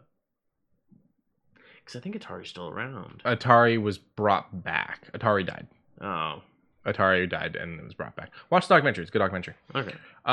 That's actually a really cute little box that you get with it. It's not bad. Yeah. So, what do you want to move on to next for news? We're getting close to wrapping up. Yeah, let's. Hey, that works. Hasbro is launching an all-new retro figure line of Marvel characters. It will bring back the 70s and 80s. At least that's where they're starting. They might go furthermore. They're going to do 2 packs. Each 2-pack will retail at $19.99 and go on sale this fall, which fall started 2 days ago. So anytime now. Soon. Marvel Legends Retro Captain America and Black Panther figure. Marvel Legends Retro Iron Man and Cyclops figure. And Marvel Legends Retro Spider-Man and Electro figures. All the figures stand at about 3.75 is what it says. More than 5 inches. Yeah, about there. A little higher. Okay. Yeah, about there. They're suggesting ages 4 and up. You can collect them or you can play with them. I'd probably do both, so I'd buy 2. Yeah, why not? Figures will be on individual blister cards, so that's kind of cool too. Okay. I'm okay with that. I like them. This is what they're gonna look like. Yeah. The only downside is why use Cyclops as your front runner? Get him out of there. Well, I mean, Iron Man I think is the front runner. Cyclops is just with him. He is the leader of the X-Men, after all. Is he? He's the leader of the team. Xavier's the leader of the X-Men. Okay. But I mean, Captain America and Black Panther, that's a good set, and Spider-Man and Electro, that's a good set. Okay. So starting this morning, over in Tokyo, there was a new convention. Well, not a new convention. But I'm sorry. One last thing about this. Ah. The cards on these will also be marked with Kenner, which is really cool. Huh? Kenner was the old toy company that did all the Star Wars lines. That was a huge deal. Neat. Yeah. So that's a cool little nerd thing there. All right. So, as you were saying, Tokyo. Back over in Tokyo, they're having one of their old conventions, Tokyo Game Show, and it's still with safe distancing, streaming mostly through Twitch or otherwise. And we have the schedule. Square Enix already did their run through, showcased a little bit more of Final Fantasy, bumped out a little bit of Nier. Nier had a couple announcements, such as a new mobile game.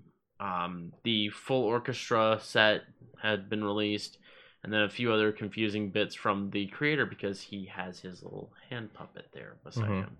I kind of checked out halfway through, so I don't know the full thing, but next week I will have all of the hot takes of this entire show. Konami's on there twice, so I just hope during one of their little showings they have something of interest. Is there a way to scroll this so that they can see the rest of that? Because we're cutting off the bottom right corner. Oh, yeah, I can probably do. Hey, there we go. There you go, guys. Now, you were saying the Puzzle and Dragon Championship Cup right there. You're saying that there's something you can get if they... Well, that's if you play Puzzles and Dragons, of course. Yeah. It's one of the very few phone games that I actually enjoy. It's the only phone game he actually enjoys. The only phone... I don't need this shit. You will take it and you will like it. Sure. Now, I mean, I'm usually, whenever they do any sort of tournament or live streaming thing, we usually get payment out of it when... something rises up, or hey, this person beat this new dungeon, here's one free thing, or one pull at this is something that happens with a couple different games through Twitch, so it's cool that they're even doing it for the Tokyo Game Show thing. Right. The very next thing soon after that is Magic the Gathering, and something that I've noticed, VTubing is becoming a actual genre now. What is VTubing? Where... Remember, I'm a child when it comes to things. That's fine. That's why I'm trying to find the wording. When as we're doing this, let's say it's not us, it's animated figures. Ah, gotcha. And with those animated figures, it works with our mouth as best it can, because it starts to kind of look like Canadians on South Park after a bit. No, the technology, of course, has gotten better to the point where it somewhat works. That show has something to do with technology and everything to do with it's quick. It's very quick. It's how they're able to keep the jokes fresh. And also have season after season already done. Yeah, pretty much. Didn't something happen 2 weeks prior to one of the episodes dropping? And they just had it out and said, here, we'll just throw that episode there. Pretty much. So is there any other things that are going to give people stuff where they should want to check in and get some free shit for games? I mean, there's always some pro... openers for Street Fighter. Capcom is running their stuff. Gung Ho, which is Puzzles and Dragons, is going to do some announcements for this. Sega and Atlas, so maybe some more Yakuza stuff. There was a hint of a rumor that I'm going to expunge right here, is high potential for a Yakuza movie. And I'm like, that sounds really nice, but the actor that plays Kiryu's kind of old, and I don't know if it's going to follow Kiryu. I would like for it to. I mean, it doesn't have to be the voice actor. No, of course. Well, they look. I know. Okay. But I mean, sure, you're right. They don't have to be, but I would prefer it to be. Now, like, while we have this up, Sure. go back a little bit. Back over here. Go down. Down. So, those bastards right there. Pachinko Games Unlimited. I mean, Konami. They're on here twice. Yeah, they're on here twice, and I'm pretty sure one of those is just going to be them talking about that new PlayStation thing. To try to continue to sell the PlayStation 5, they have made a deal with Konami to remake, or is it just re-render?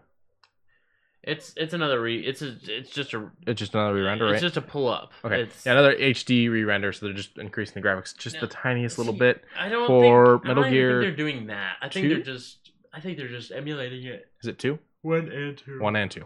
And they're not even doing. See, if they did something that.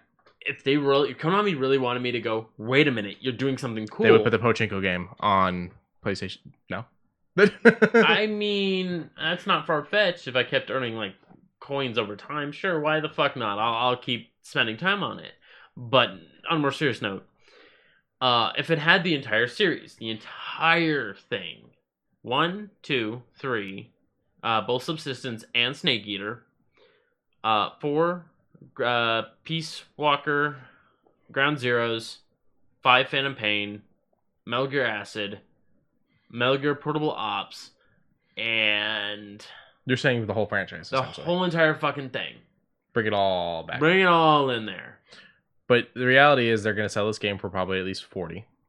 If not 60, because it's going to be 2 games. They can even push it to 70. I think they'll nudge it to 30, and they'll be lucky to get that fucking 30, considering they released these 4 fucking times prior. Right now, with Skyrim, you can get it new, the new special edition, $30.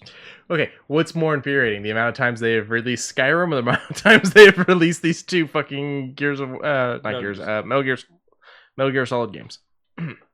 Skyrim's a little more infuriating, but then again, at least with Skyrim, they're at least doing touch-ups. Well, with the new Skyrim, they did also add some missions. So I'm not mad at that. So there was missions and a touch-up versus nothing new, just a half-assed touch-up. Not even a half-assed touch-up. It's emulation. Okay, an emulation, so it wasn't even a touch-up. I think the Metal Gear one's more offensive. That one is more offensive. That's and what I was thinking about it. I will say, Todd Howard at least turned into the skid and went with the joke. You're right. Well, Konami is just being a butt of a joke. Yeah, well, these are the same people that told Kojima he wasn't allowed to go to a Gamescom for a game award for a game he made for them. And he won, but couldn't accept the award because they were being whiny bitches. I don't even know why. What if they make I still don't even know why. What if they make Kojima's what was Kojima's Delivery Boy 3000 game called? Death Stranding. Yeah. What if they make Death Stranding into a Pachinko game? Replay it's Kojima's. It's all Kojima's, so he can do whatever the fuck he wants. I just love that was their answer. Like, well, we got rid of Kojima, and we needed something new for Metal Gear. Let's make a Pachinko machine. I should you show me the visuals. Like, it looks so good, and then they were like, "Yeah, we live in Vegas, where we see them put a lot of work into slot machines." It's so strange. So, but I mean, I'm excited for most. Why does PUBG have such a big block? PUBG gets this big ol' hour block, and their parent company gets a half-hour block. Yeah. So I don't know. I'm not gonna go like level 5 gets their hour. I just don't understand what you're gonna show me about PUBG for an hour. I think it might be a mini tournament. Oh, it's gonna be a tournament. That's different. Okay. I don't know. If it's a tournament, then fine. Because no, this is where like the esports set is, but then it's like during that esports set you have PUBG running it. I don't know. It seems very strange that you're right. An hour does seem long. Yeah. But if someone does like a quick hop in to showcase some new shit, an hour to show that if you flip a car, you still immediately die. They fixed that. No, did they? I don't play the game. Yeah, they fixed a lot. They fixed a lot of different things. Back when the 3-wheeled motorcycle just first came out, if you hit a fence, very specifically a fence, no buildings, you can run into buildings all day, but if you hit a fence, you just explode. Okay, that's. And I was like, that should have been fixed ages ago, but whatever. Namco is probably the one that I would be interested in, because I bet you anything you're gonna see some stuff from the new Monster World. Oh, that's Namco, right? Monster Hunter World? Oh no, Monster Hunter's Capcom, isn't it? You're correct. Okay, and that's earlier than what? Okay, that'll be earlier. Yeah, Namco had something recent though, didn't they? Ish.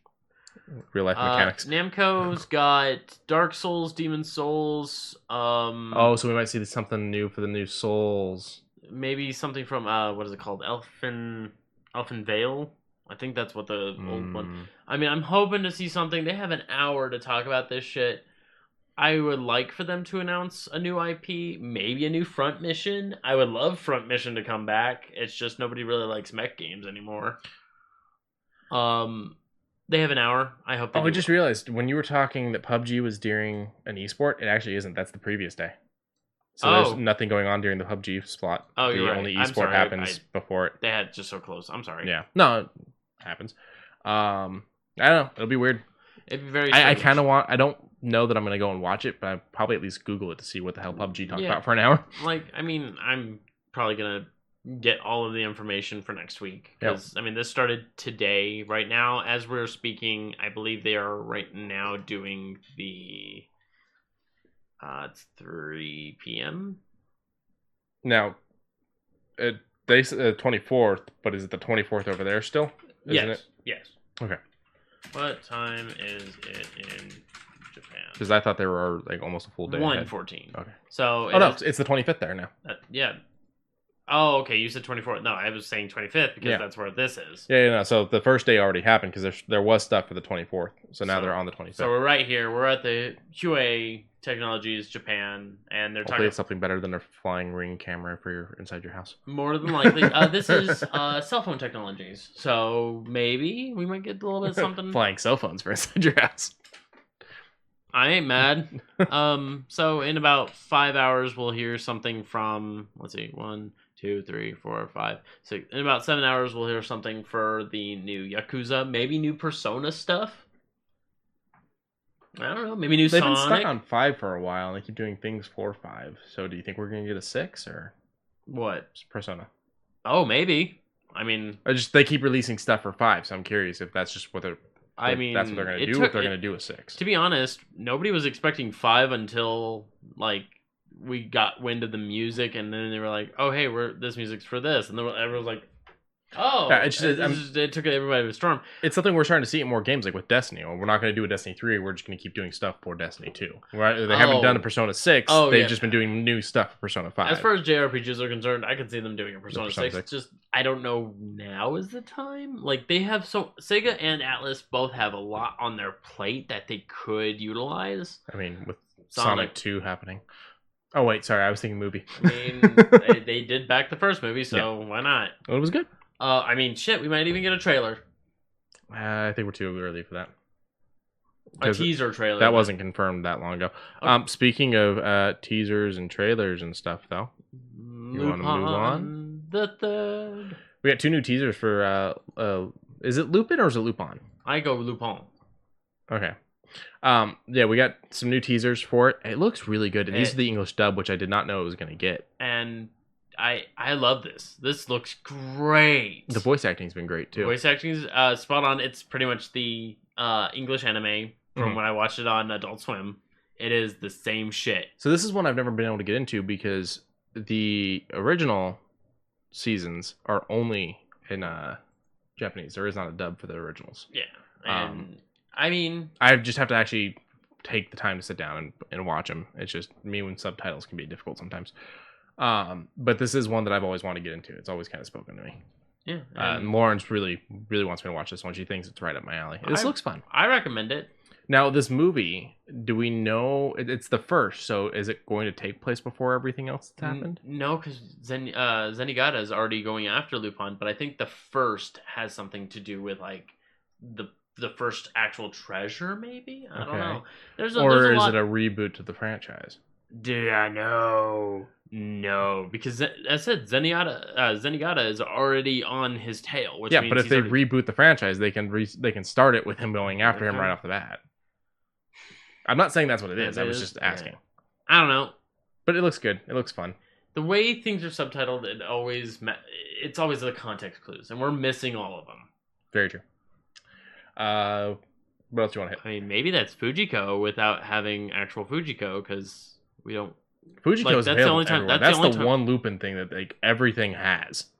Like that's the only scene of Fujiko we see. But then earlier on, we see the pilot girl, but we're like, who the fuck is this pilot girl? Oh, she said her name. It wasn't Fujiko. It was not Fujiko. No, but then again, she is one of the ones who puts on the mask in disguise, so maybe she is her. I don't know. I'm not going to go saying much more than that, but I'm just saying this could potentially be the very first case where all of them get together. And while we're here, because it's right there to the right, might as well talk about it. We knew it was coming. Black Widow has been pushed back to May of next year. That's fine. With that, they also pushed several other Marvel projects. So this makes the first year since like 2009 that we haven't had an MCU movie release. Yeah, kind of weird. Also, speak of the devil and the devil shall appear. Hey, Sega developing live action adaptation based on the Yakuza video game with 12/12 Wild Sheep exclusive. Okay. All right. Okay. I mean, I'm not gonna go. Okay, it actually follows Kiryu. I think we're gonna see, just based off of, you actually saw Sonic the Hedgehog, right? Yes. They did kind of their own Marvel DC type of thing where they had a Sega logo with all the games in it. Yeah. I think we're going to start to see a lot of Sega. We're not going to get a Sega universe because Sonic is not in the Yakuza universe. No. But we're going to start to see them do a lot of Sega movies, I think. I think Sega's not worried to take the leap that Nintendo's been terrified to take ever since Mario Bros. And I think this is starting straight up at Yakuza 1. Well, yeah, because he's not the character in Zero, right? No, he is Kazuma Kiryu. He is the Dragon of Dojima. But is he the character you play in Zero, or is he just in Zero? No, he plays him in Zero. He plays him in Majima. So then, shouldn't it start at Zero? I mean... I'm just saying, wouldn't that make more sense? It would make more sense, but then again, his tattoo isn't completed. I'm pretty sure they want to base that before doing the prequel. I don't know. Don't do a prequel. Just do start at the beginning. Just do 1 through 5 or 1 through 6. 1 through 6 is fine. And maybe if you want to be parody, do Dead Souls, which Dead Souls is their zombie killer. Gotcha. And while we're here, you can click on that next article if you want. It's been confirmed that we are going to get a spin-off from the Suicide Squad starring John Cena's character. It will be for HBO Max. The poster is great because it's an animated version of him for the poster. And it basically says that he's telling you to, I think it was to fuck off. The one thing I took issue with this was that this confirmed his character survives the Suicide Squad movie. Unless it's a prequel. Gunn will be connected to work on it, though. All right. Thank you, Mr. Gunn. And you want to wrap up with that right there? Yeah. You don't have anything else, right? I don't got nothing else. This was the toys. I forgot to close it. Yeah. That's the thing. This is our cup. Yeah, we're good. Okay. So a new Kirby game dropped. They kind of spoiled the game. They were trying to just drop it without really telling anyone. And they accidentally leaked it and then dropped it 2 days later. But it's a Kirby Fighters 2. I did not play Kirby Fighters 1. This is out for the Nintendo Switch. It looks cute, looks interesting. So it's basically a bunch of these copies of Kirby. It's kind of like a frenemy type of thing with battling each other, but they got rid of the percentage and added in health bars instead. And it's kind of platformy like, or not platformy, but platforms kind of like Super Smash Bros. It seems like this is something that Nintendo really wants to do because we're seeing it with this, and we're also kind of seeing it with Mario 35 or whatever it was. There you go. There's some images of the platforms too. And basically, it's just beat them up until their health bar's gone. So shoot it until it dies. Yeah, I mean that's always if you can't kill it with fire, shoot it until it dies. No, that should be the secondary. Believe it or not, that is from the original Doom. Shoot it until it dies. Shoot it until it dies. Gotcha. For the Hell Demon. So now we talked a little bit about how you want Quake to be a new thing now that Microsoft owns them, and that's the I would love to see old Quake in today's time. Okay, so you just want like an uprender, or do you want a sequel or a reboot? Old Quake 1 mechanics on today's times. I wouldn't mind that. Just because it already sets itself. So just a re-render, or sure. Okay. I mean, it had a dark atmosphere. I was just wondering if you would want to have the Doom treatment, where it was a whole new story, a whole new game. But I kind of do, but at the same time, I feel like it would ruin Quake, considering Quake kind of branched off at 3, where 3 was mostly online, and dealt with, the tournament style fighter because John Romero's batshit insane. Mm-hmm. And that's all he wanted to do was worry about, trash talking at rookies at the game because he's like, haha, I made the game. You don't know how to do this shit. And he is the inner 5-year-old of all of us. Pretty much. Like, I wouldn't be surprised if he was the first trash talker. But like Quake 1, you had a definitive little thing of you're a guy just purging this entire land of all these demons. It's very straightforward.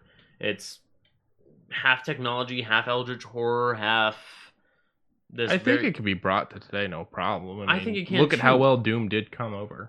But I think that the original was perfect as far as atmosphere, graphics, everything. Even though it does look very aged, even in today's times. I think it was like 95. But so, what if they did the Resident Evil remake treatment instead of new story? It's the same thing, just today's graphics and functionalities. Would you want that for Quake? I mean, sure. I mean, it does look good. It does look very good. And I mean, this is the fan-made Wrath and of Ruin. It looks similar. Like, there have been a lot of fan duxes, but they keep this art style, such as Dusk, Blood Fresh Supply. Yeah, I think you could do this, like keep this art style, but make it a little fresher with today. I think that's doable. Sure. Give a little bit more depth to the way the monsters look, so that they look a little less blocky. Sure. I mean, the Shambler does have his little issues. Yeah. I mean, look at how good. That's broken. But I can fix it. Look at how good. No, you can't. No, I can't. Look at how good Pinky and all of them look with the redesigns, where it's like it's still the exact same thing. It's just now you can tell that is flesh, that is bone, that is meat. Yeah, it's not squared off and weird. Why does it keep putting me back here? I don't know. We're having internet issues today. Yeah. But we're gonna wrap up on that note. I love Quake. Quake is one of my favorites. Goon and I just found out that Blood Fresh Supply is multiplayer, so you might be seeing us playing that sometime. Sweet, more stuff for the channel. More stuff for the channel. As always, make sure to I'm gonna get this right. No, I didn't. Shit. Make sure to do the Humble Bundle Partner. That helps both charity and us, so that he can keep bringing more content to this channel. And even make sure to give us a camera. Probably, yeah. Make sure to do the Geek Grind coffee with that link or with the code JUSTH20. You'll support us, but the code will also get you a discount. That's JUSTH20. Follow us on Twitter, Instagram. Don't follow us on Tumblr. We gave up on that a long time ago. We just had to actually pull that down. Tumblr? Yeah. Did you ever pull it down? Oh, no, it's still there, but there's nothing on it. There's nothing on it. We kept getting flagged for no reason. I literally had no pictures, and I just said what we watched for I think it was night 4 for our 4th cast. Yeah. What we watched, what we drank, and then it got flagged and deleted. The only reason I thought about it is because I realized today when I was doing the Instagram post is the post can auto post to our Tumblr too, and I just haven't been having it do it, and I was like, shit, that's still active. So, you can follow us on our personal Twitters as well as the show Twitter. The show Twitter is at the Real Ugly Mugs. And with that, I leave you with a pun. You're terrific. I like that one because it's about tea. It's about tea. Have a good night, guys. Have a good night, everybody.